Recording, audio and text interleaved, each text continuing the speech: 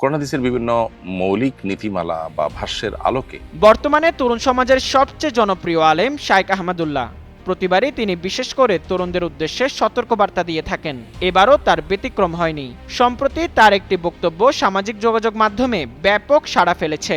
বক্তব্যে তিনি তরুণদের উদ্দেশ্যে বলেন, ইসলাম পুরুষদের জন্য একাধিক বিয়ের অনুমতি দিলেও এর সঙ্গে অত্যন্ত কঠোর কিছু শর্ত জুড়ে দিয়েছে। প্রথমত, একাধিক স্ত্রীর সার্বিক ভরণ পোষণ দেওয়ার মতো পর্যাপ্ত আর্থিক সামর্থ্য থাকতে হবে। দ্বিতীয়ত, স্ত্রীদের মধ্যে পুরোপুরি ইনসাফ বা ন্যায় বিচার করার ক্ষমতা থাকতে হবে।